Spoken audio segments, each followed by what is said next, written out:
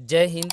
आज के इस वीडियो में हम लोग पढ़ेंगे सीटेट दिसंबर 2024 सीडीपी यानी चाइल्ड डेवलपमेंट एंड पेडागोजी यानी बाल विकास व शिक्षा शास्त्र से हम लोग सिलेक्टेड क्वेश्चन देखने वाले हैं।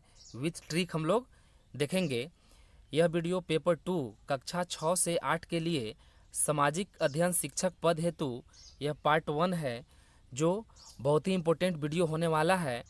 यह वीडियो जेटेट, एस्टेट और सभी राज्यों के टेट के लिए भी उपयोगी है, तो इसे आप देख करके ज़रूर याद कर लीजिएगा। यदि इसका आपको पीडीएफ चाहिए तो वीडियो का डिस्क्रिप्शन में जाइएगा, वहाँ पर टेलीग्राम ग्रुप का लिंक दिया हुआ है, उससे आप जुड़ जाइएगा। वहाँ पर आपको इसका फ्री में पीडीएफ मिल जाएगा। तो चलिए आज की सेशन हम लोग शुरू करते हैं।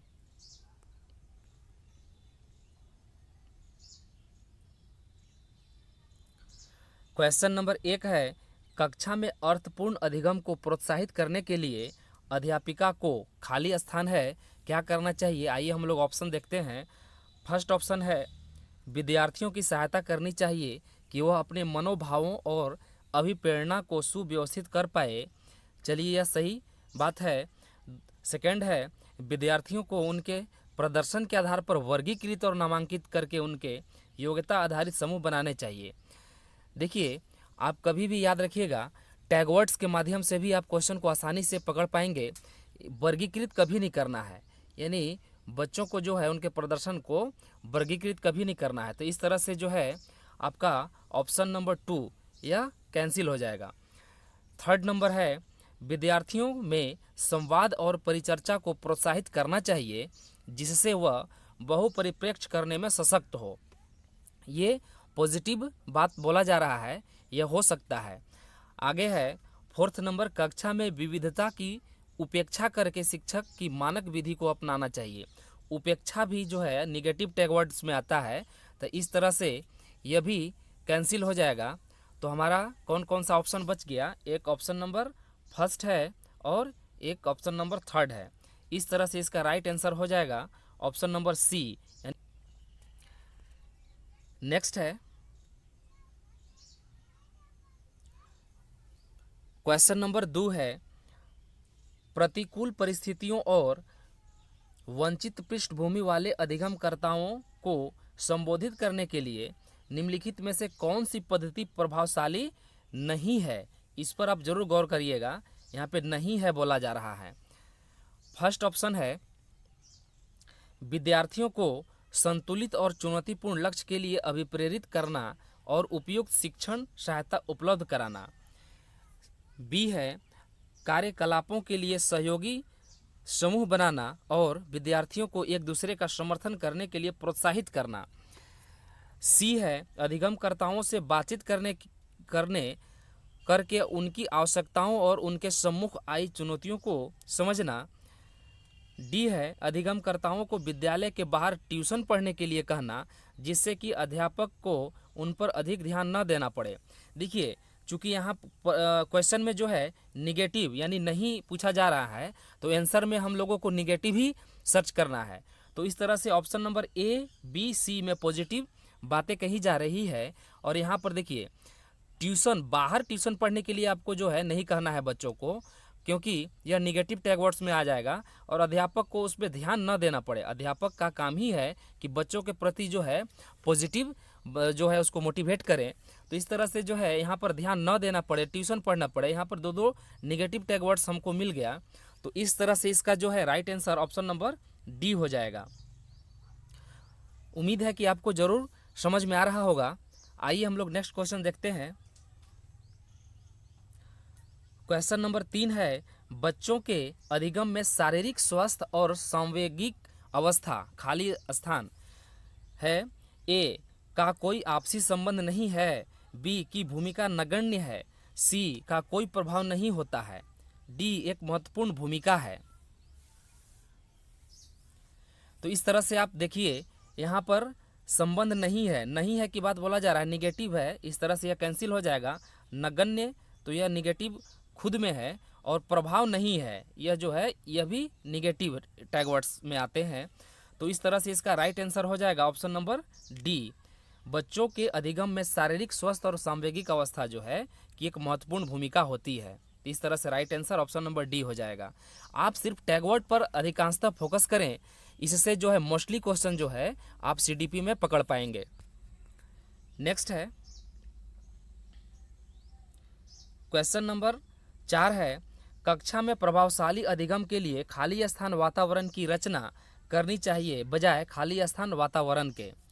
ए है भयावह सुसाध्यक, बी है प्रतिस्पर्धिक सुसाध्यक, सी है सहयोगिक प्रतिस्पर्धिक, डी है प्रतिस्पर्धिक और सहयोगिक। तो इसका सही उत्तर हो जाएगा ऑप्शन नंबर सी, सहयोगिक और प्रतिस्पर्धिक। यानी कक्षा में प्रभावशाली अधिगम के लिए सहयोगी जो है यहाँ पर फील होगा, वातावरण की रचना करनी चाहिए बजाय प्रतिस्पर्धिक वातावरण के। तो इस तरह से आपका सही उत्तर हो जाएगा ऑप्शन नंबर सी। नेक्स्ट है क्वेश्चन नंबर 5, निम्नलिखित में से कौन सा उदाहरण विद्यार्थियों को अधिगम के लिए अभिप्रेरित करने के लिए प्रभावशाली पद्धति है।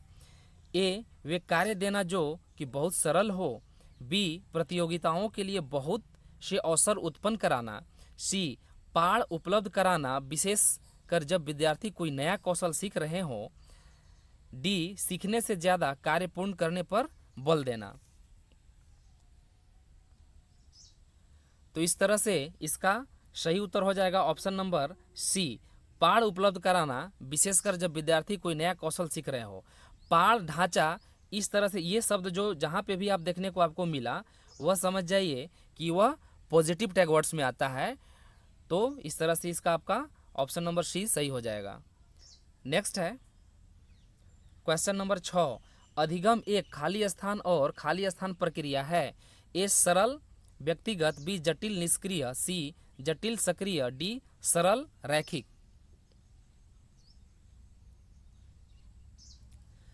तो इसका सही उत्तर हो जाएगा ऑप्शन नंबर सी, जटिल और सक्रिय। यानी अधिगम एक जो है जटिल और सक्रिय प्रक्रिया है। नेक्स्ट है क्वेश्चन नंबर 7, अपनी कक्षा में अर्थपूर्ण अधिगम को सुसाध्य बनाने के लिए अध्यापिका को अपनी कक्षा में सामाजिक, सांस्कृतिक, धार्मिक विविधता को खाली स्थान चाहिए। ए समझना चाहिए, बी अनदेखा कर देना चाहिए, सी टालना चाहिए, डी उपेक्षित करना चाहिए। तो इस तरह से आप देख सकते हैं कि अनदेखा यह निगेटिव टैग वर्ड्स है, टालना भी निगेटिव में आ जाएंगे, उपेक्षित करना भी निगेटिव में आ जाएंगे। तो इस तरह से बच गया हमारा ऑप्शन नंबर ए। तो यही सही हो जाएगा ऑप्शन नंबर ए, समझना चाहिए। नेक्स्ट है क्वेश्चन नंबर 8, एक खाली स्थान कक्षा में अध्यापिका अपनी शिक्षा शास्त्र व आकलन की विधियों को विद्यार्थियों की व्यक्तिगत जरूरत के अनुसार परिवर्तित करती है। ए पाठ्य पुस्तक केंद्रित, बी व्यवहारवादी, सी अध्यापक केंद्रित, डी प्रगतिशील। तो इसका सही उत्तर हो जाएगा ऑप्शन नंबर डी, प्रगतिशील। यानी एक प्रगतिशील कक्षा में अध्यापिका अपनी शिक्षा शास्त्र व आकलन की विधियों को विद्यार्थियों की व्यक्तिगत जरूरत के अनुसार परिवर्तित करती है। तो इसे आप जरूर याद कर लीजिएगा, ऑप्शन नंबर डी प्रगतिशील यहाँ पर होगा। नेक्स्ट है क्वेश्चन नंबर 9, बच्चों का विद्यालय में असफल होना ए साबित करता है कि इन बच्चों में आनुवांशिक पैदाइशी कमियां हैं और इन्हें विद्यालय से निकाल देना चाहिए। नहीं, ये तो निकाल देने से नहीं होगा, यह आपका गलत हो जा रहा है, निगेटिव टैग वर्ड्स में आ जाएगा। बी सूचित करता है कि अभिभावकों में अपने बच्चों के अधिगम में सहायता करने का सामर्थ्य नहीं है। तो ऐसा नहीं है कि बच्चों के अधिगम में अभिभावक होते हैं वो सामर्थ्य जो है सहायता करने में नहीं है, यह भी निगेटिव टैग वर्ड्स में आ जाते हैं। प्रस्तावित करता है कि वंचित पृष्ठभूमि वाले बच्चों में अधिगम का सामर्थ्य नहीं होता है। ऐसा भी नहीं है कि वंचित पृष्ठभूमि वाले बच्चों में अधिगम का सामर्थ्य होता ही नहीं है, यह भी आपका नेगेटिव, यहाँ अकॉर्डिंग टू दिस क्वेश्चन यह नेगेटिव टैग वर्ड्स में आ जा रहा है। तो बच कौन सा गया, ऑप्शन नंबर डी। तो हमारा यही सही हो जाएगा ऑप्शन नंबर डी। निर्दिष्ट करता है कि विद्यालय इन बच्चों की आवश्यकताओं और रुचियों की पूर्ति करने में समर्थ नहीं है। नेक्स्ट है क्वेश्चन नंबर 10, बच्चों के समाजीकरण में विद्यालय खाली स्थान प्राथमिक कारक है, बी द्वितीयक कारक है, सी की कोई भूमिका नहीं है, डी की बहुत कम भूमिका है। तो इसका सही उत्तर हो जाएगा ऑप्शन नंबर बी द्वितीयक कारक है। बच्चों के समाजीकरण में विद्यालय जो है द्वितीयक कारक की भूमिका निभाता है। नेक्स्ट है क्वेश्चन नंबर 11, निम्नलिखित में से किस मनोवैज्ञानिक ने प्रस्तावित किया है कि बच्चों का चिंतन गुणात्मक रूप से वयस्कों की अपेक्षा अलग होता है? A Howard Gardner, B Lawrence Kohlberg, C Jean पियाजे, डी लेव वाइगोत्स्की। तो इसका सही उत्तर हो जाएगा ऑप्शन नंबर सी जीन पियाजे। नेक्स्ट है क्वेश्चन नंबर 12, बाल्यावस्था की अवधि में विकास ए में केवल परिमाणात्मक परिवर्तन होते हैं, बी अनियमित और असंबद्ध होता है, सी धीमी गति से होता है एवं उसे मापा नहीं जा सकता, डी बहुस्तरीय और मिश्रित होता है। तो इसका सही उत्तर हो जाएगा ऑप्शन नंबर डी बहुस्तरीय और मिश्रित होता है। नेक्स्ट है क्वेश्चन नंबर 13, बाल केंद्रित कक्षा वह है जिसमें बच्चों के व्यवहार को निर्देशित करने के लिए अध्यापक पुरस्कार और दंड का प्रयोग करते हैं। पुरस्कार और दंड जहां पर भी ये आपको देखने को मिला यह निगेटिव टैग वर्ड्स है, यह कैंसिल हो जाएगा। बी अध्यापक लचीला और प्रत्येक बच्चे की व्यक्तिगत आवश्यकताओं को पूरा करता है, हाँ यह हो सकता है। सी यह केवल पाठ्य पुस्तक को ज्ञान के स्रोत के लिए उपयोगी है। आपको जहाँ पे भी केवल नजर आए उसको आप सीधे कैंसिल कर दीजिए, यह भी निगेटिव टैग वर्ड्स में आते हैं। डी है अध्यापक बच्चों को उनकी क्षमता के आधार पर वर्गीकृत करता है। अभी पिछला क्वेश्चन में हम लोगों ने देखा था कि जहाँ पर भी वर्गीकृत शब्द आए ये भी निगेटिव टैग वर्ड्स में आते हैं, तो इसको भी आप कैंसिल कर दीजिए।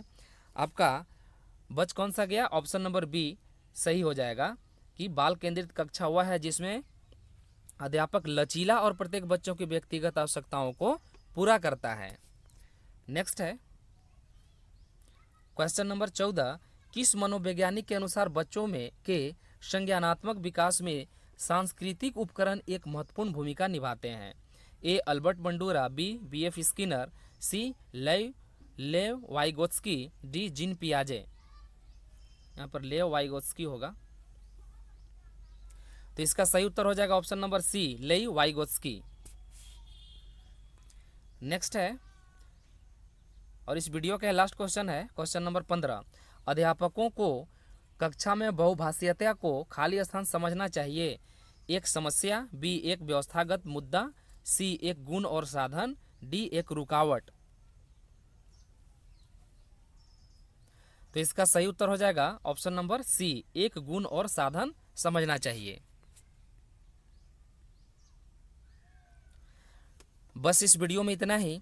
उम्मीद है कि यह वीडियो देखने के बाद जो है आपको सीडीपी से संबंधित क्वेश्चन को हल करने में टैगवर्ड्स के माध्यम से आपको हेल्पफुल जरूर हुआ होगा। इस तरह से आगे आप प्रैक्टिस करें, टैगवर्ड्स के माध्यम से आप क्वेश्चन को पकड़ने का प्रयास करें। मुझे उम्मीद है कि आप ज़रूर इसमें मोस्टली क्वेश्चन आप हल कर पाएंगे। यदि आप हमारे चैनल पर नए होंगे तो सब्सक्राइब जरूर कर लीजिएगा और बेल आइकन भी ऑन कर लीजिएगा ताकि आने वाला हर अगले वीडियो का नोटिफिकेशन आपको समय समय पर मिलती रहे।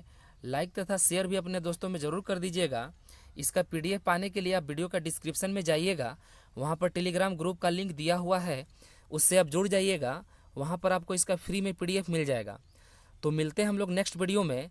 Thank you.